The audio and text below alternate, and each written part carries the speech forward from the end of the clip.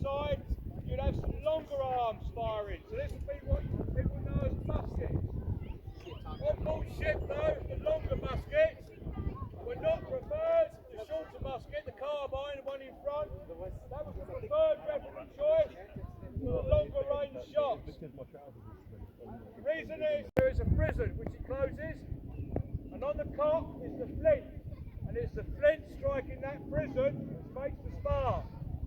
Next thing he'll do is he'll handle a cartridge, and again, the term cartridge paper, it's a very broad cloth paper. It's used to make cartridges for these guns. You'll see that the gunner will empty the paper down, the ball is in the end of it. Prepare to fire! Fire! Like I said, remember the devastating power of that. That will be completely loaded with shrapnel and gravel. Okay, the next specialist deck clearance gun we have is a grenade launcher or a grenado launcher. So it's a 17th century version. It's loaded and fired in exactly the same manner as you would any other flintlock. Are you ready to go nearly? I'm ready. Okay, so you'll notice now the gunner's going to fry the pan. Now what he would do is fry the pan. Okay, prepare to fire. Fire! Okay, so you've seen a lot of the small arms. Now we're going to give you the effect of what it would be like to come alongside. Now, please, we've had this before, please don't shoot any seagulls. Okay, so you're about to hear your first prepare to fire. Prepare to fire. Have a cut. So we have the blunderbuss. Now the blunderbuss has got a flared muzzle. Everybody thinks it spreads the shot further. Unfortunately, that's nonsense. Yeah, basically the blunderbuss started life as a coaching gun. The idea was you're on a coach rattling through the forest. So back to our ships. You're coming alongside. You're shooting the longer arms. You're trying to clear the decks of people. So the next weapons to be employed will be the deck clearances while he stood on the deck of the Victory. The idea was that the longer guns, you'd put them up higher. You had a lot more range so you could shoot from the top of the rigging, or a loft as we call it. Okay. Oh, I got one more. Okay, prepared to fire. Fire a one single volley. On James's mark. Fire!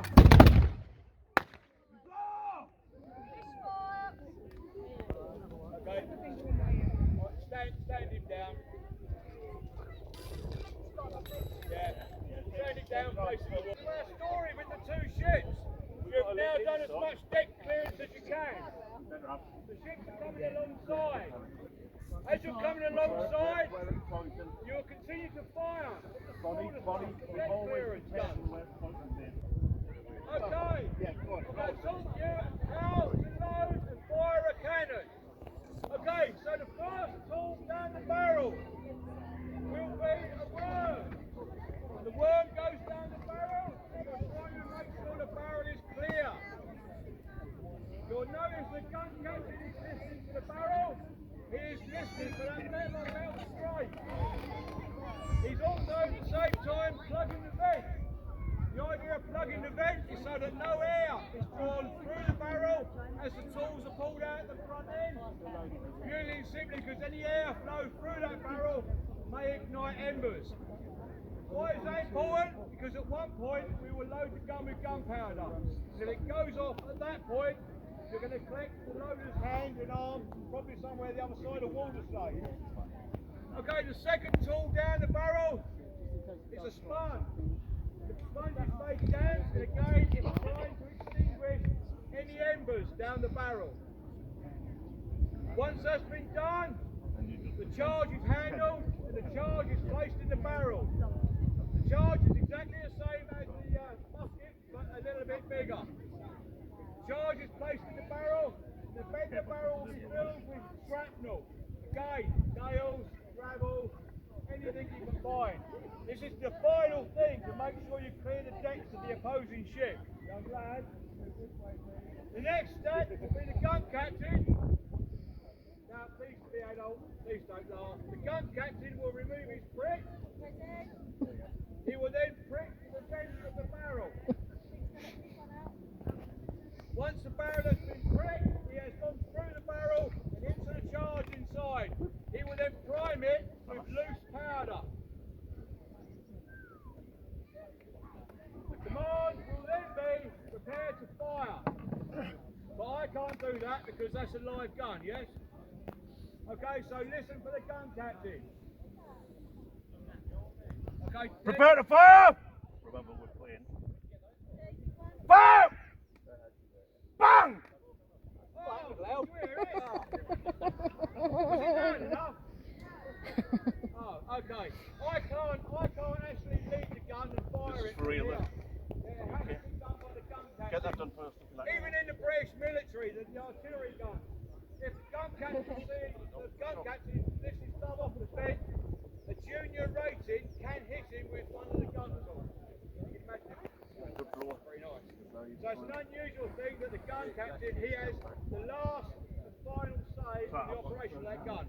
So I'm going to hand over to David, gun captain, and let him lead you through the story. Right, go down that way. Okay. Prepare to fire! Fire! Punch and reload! 3 shots, Dick. Okay, we're going to do another 2 shots. Now you can hear the noise from that gun. You might have 4 or 5 of these on the deck of your ship. Being on the receiving end of that's not very nice. During the Battle of Trafalgar, you'll notice that they're using very restricted commands. In fact, the British Navy gun drill was 5 commands. At the Cape of Trafalgar, French and Spanish, when they went against Nelson, because they were so untrained and disorganised, their gun drill was 23 commands. So it meant that at the Battle of Trafalgar, we could fire 3 tons of shot at them for every ton they fired back.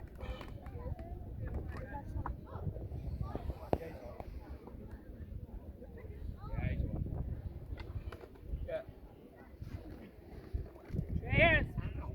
Got a gin? No, I'll have some of yours. Okay, No, I've imagined. Prepare to fire! Fire! Punch and reload! you'll notice. What a smell.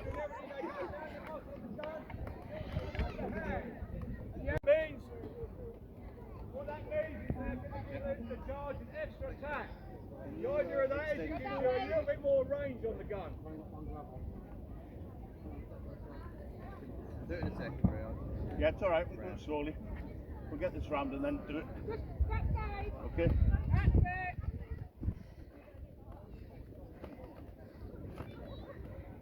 One for the gunner's daughter! Okay. That's the one I like!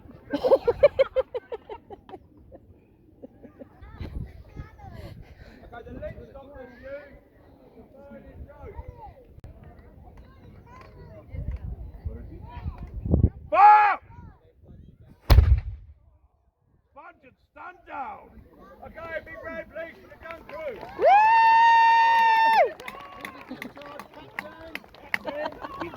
Two to discharge. Okay, Oh, we've got 2 guns to discharge and then we're going to go on to continue our story. Remember what I was saying about the ship being very, very close together now. Ships of old days Yes. had big bellies on them, so they curved like that. Ropes across, but we didn't. Basically there were grids on the floor for the cargo hold. They were lifted and used as running boards to get across the opposing ship. Once you're on the ship, small guns with the pistols, if you've ever seen a duel where they walk 20 paces, if they were to go 25 paces, they probably wouldn't hit each other. The accuracy and the range on the pistols is very, very poor. It's literally a one-shot pony, turn it round and use it as a club. back at 25 paces, and you do hear them, say the thick leather jerking on, the ball would just bounce off.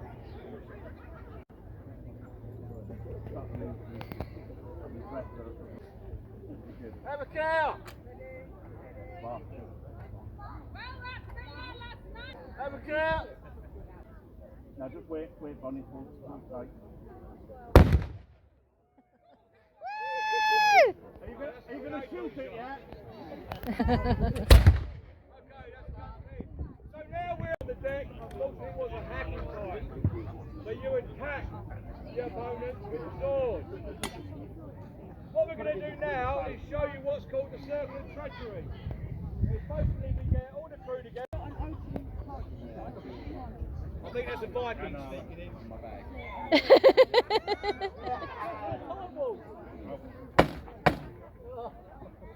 Okay, swords in the middle. Or pipes. You'll notice there's some folding pipes. 1 for all and all for one. Musker hounds are always ready. Your opponents. Okay. Circle of treachery, round 1. 3, 2, 1, go. Come on in. Yeah.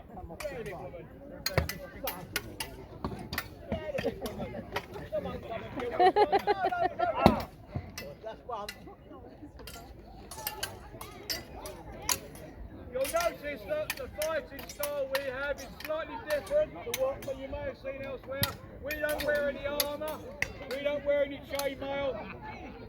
So you got to ask yourself, what were the Vikings about? Oh yeah.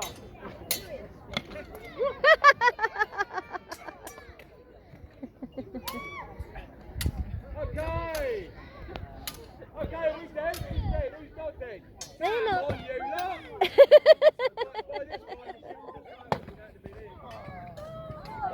when we were trying to take these ships, we need a point. Silver on board. The prize was typically things like spices.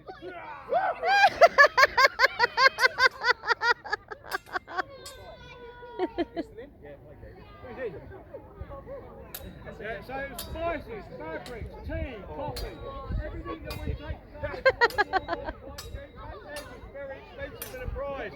If that tea was that valuable, the women used to lock it away from the men. That's okay. Okay. Yay!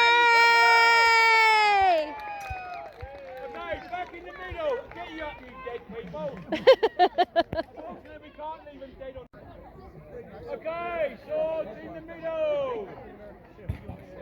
1 for all and all for one. Musker hounds are always ready. Right.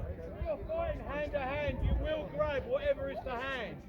So we have folding pikes, swords, and an axe. Okay, round 2, 3, 2, 1, go!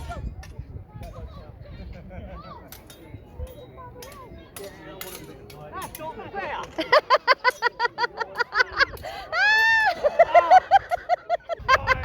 Don't stand there looking at each other.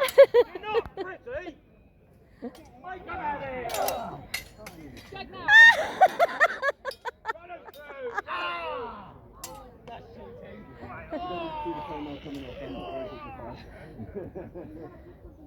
Come on, take your head. Get in there. Come on, girl.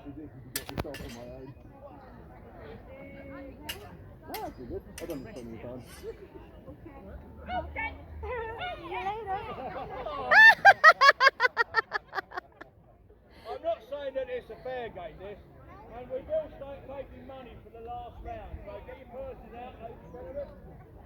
Okay, go and end it.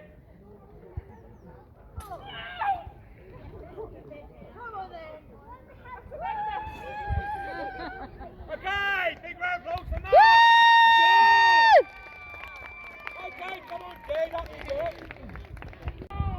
Last Scarely, scarely. That way. Skelly! Yes, Skelly! Me!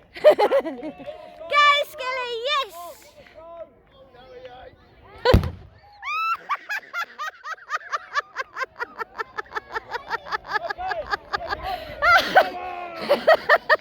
Boo!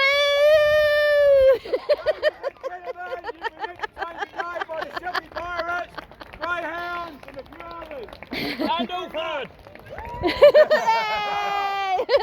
Make sure it will rise. Okay, after me. There's rum in the tents. After me. Yeah. He moved. Say after me, really loud. Right, 1, 2, What's it? The pub is The pub is open!